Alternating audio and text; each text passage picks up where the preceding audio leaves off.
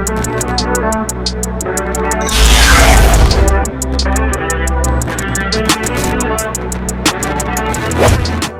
right, thank you.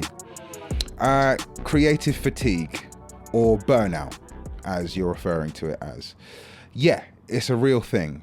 And actually, it impacts a lot of creatives in today's day and age, particularly because of, obviously, for the most part, where we share a lot of our creativity ends up being on the internet, and by extension of that, social media. And the issue with social media is that, of course, it never switches off. You'll know that at any time of day you can just log in and it's all going on at all times. And so in today's day and age, the average creative suffers burnout a lot more frequently than perhaps, a generation ago, because of their exposure to creativity and their exposure to other people running the race at full pace and what seems to be consistently around the clock. So to find yourself essentially trying to compete with that, initially, you will find yourself experiencing creative fatigue or burnout. And again, this will come at, generally speaking, as the result of feeling like you must always be creatively outputting something.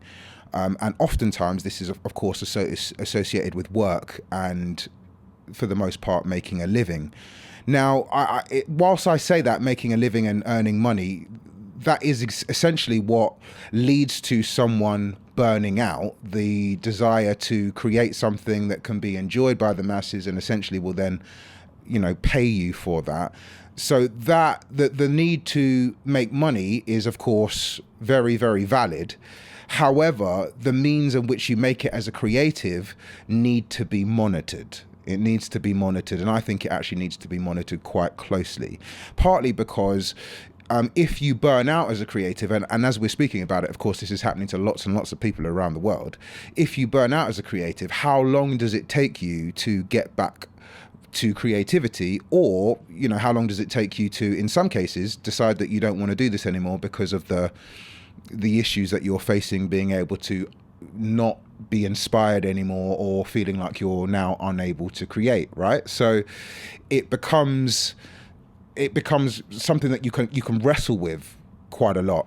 Now, what I would say, and this is sort of my comparison that I like to make with burnout, is that particularly with the creative burnout, I think it occurs similar to like a caloric deficit, right? So in other words, you're expending more than you're putting in.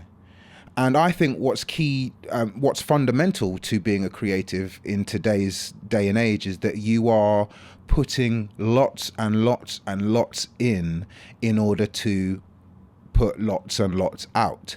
And now the moment that you change that balance and you stop now putting stuff in, it's only a matter of time before you run out of juice, run out of energy, and therefore run into this, this burnout or creative fatigue that we're discussing.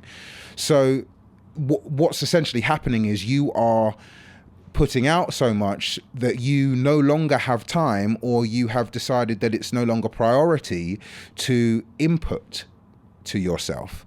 And inputting to yourself is incredibly important. In fact, it is something that you must continue to do, and you must continue to seek out as a creative. One of the number one things I certainly run into as a musician is that whilst there are, 100,000 songs released every single day, if not more than that at the moment, I struggle to find 100,000 songs every single day. And in fact, the likelihood is that I'll listen to a very similar set of songs for the most part that I heard yesterday. So one of my things is to be constantly seeking out new music. And how I do that is to engage with a wider network of people in order to feed that. So not only do I often send people music that I like and enjoy, but I often encourage people to send me music that they like and enjoy, so I can at least get my ears on something. And if nothing else, because it's not to say that I'll like every single thing that I'm sent, it's just a case of what that's doing and me knowing this is that it's changing my algorithm, particularly on a platform like Spotify. It's changing my algorithm to start to serve me up more things than I would naturally go and listen to, if you like. So what that's doing is that's essentially expanding the algorithm to feed me more things from different sources, different inputs. And I find that incredibly valuable. So the number one thing that I like to do when it comes to experiencing creative burnout is to immediately try to inject creativity right back in. And that might also mean, and perhaps I should have started with this, but that might also mean stopping.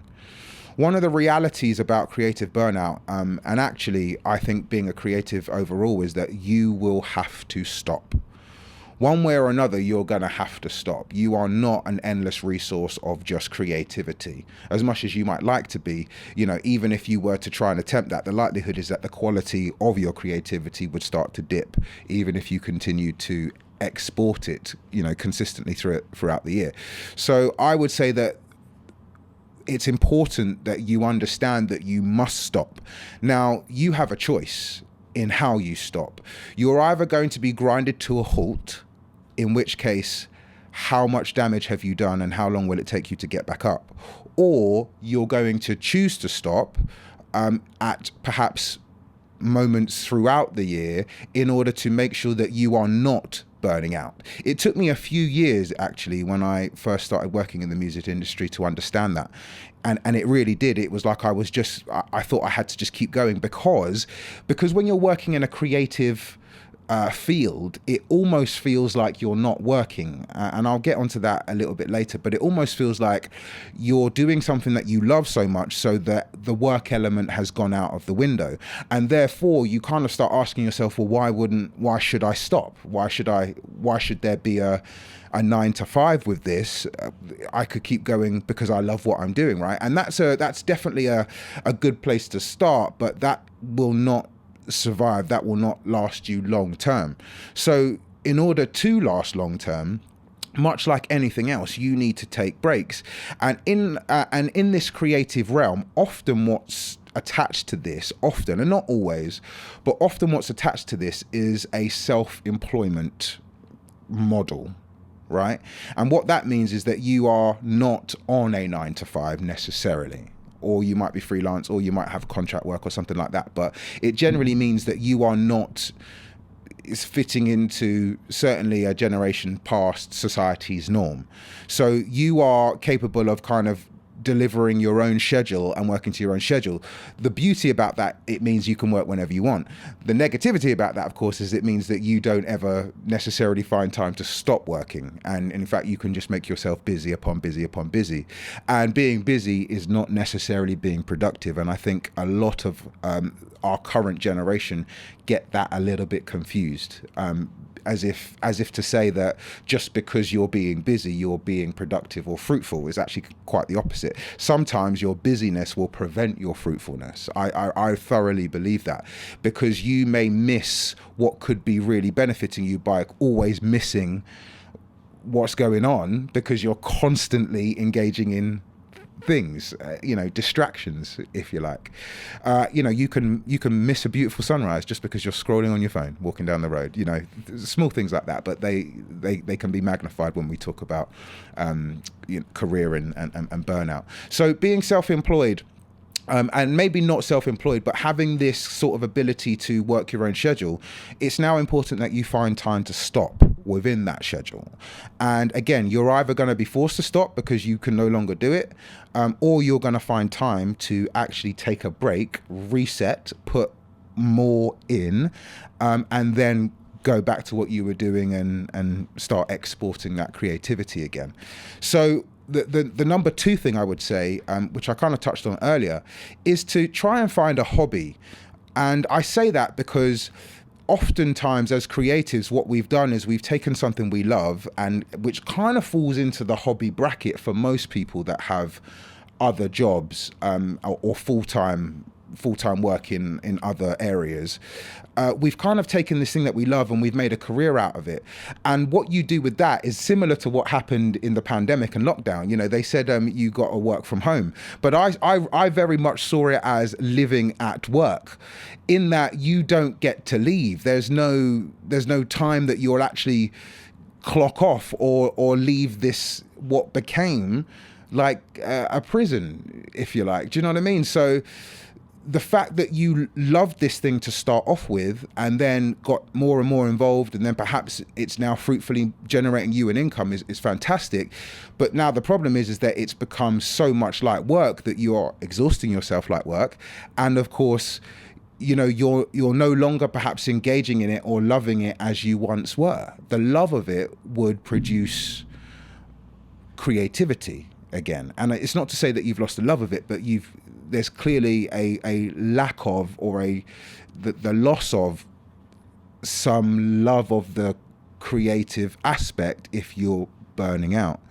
So practically speaking, finding a hobby, finding something that you can engage with, that you love, that you will not go and make a career out of, but that you can still do frequently, at least once, if not twice, you know, throughout the week, and regularly, I think is really, really important, because it then brings balance.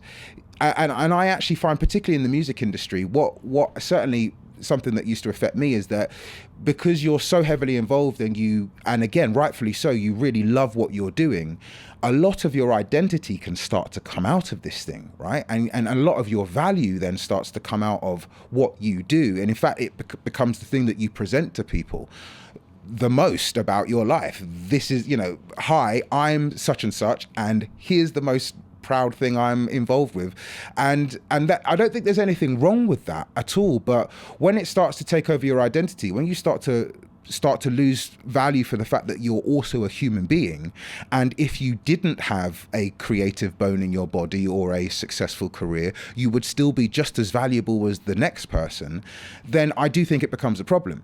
And so again, when you work in a creative industry, it can be something that starts to take over. So finding a hobby, finding something outside of that particular love, that particular passion, is really going to set you free of making it your everything, and again, perhaps even making it the basis of your identity.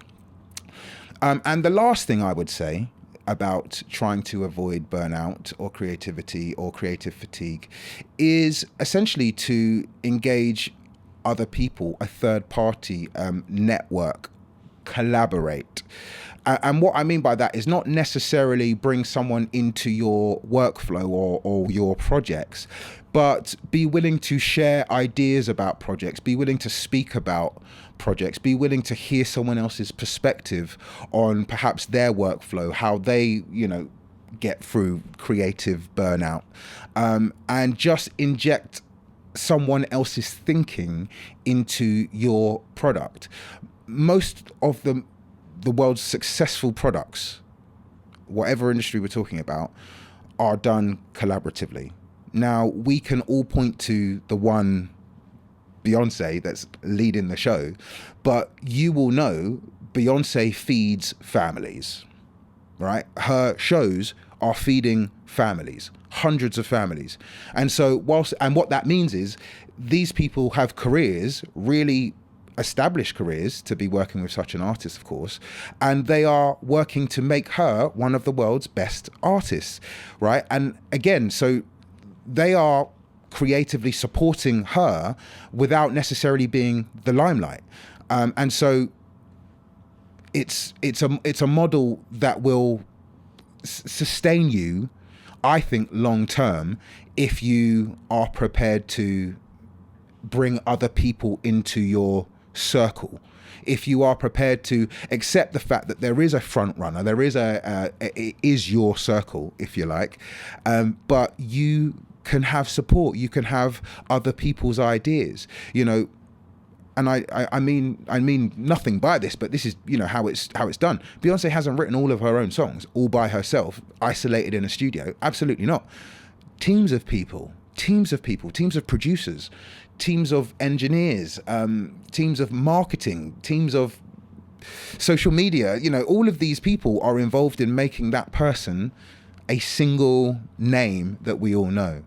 And so that is essentially the model of sharing your work, bringing people into your circle, collaborating, and, you know, still owning your work, still having an ownership over your product, but using other people to help and support that, and being a help and support to other people as well.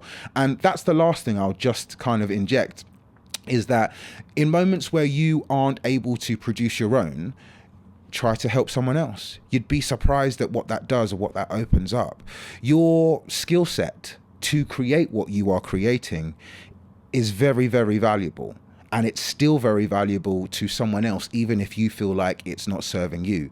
Now, this is the interesting thing about not being self-employed, in particular as a creative, is that you are now employed to put your creativity to work for someone else on a project.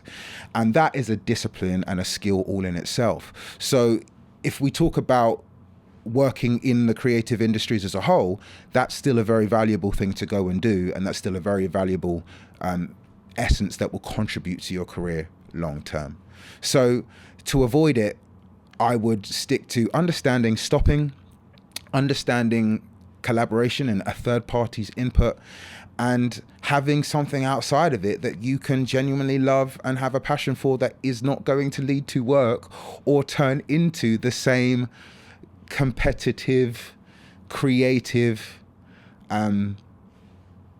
thing. So yeah.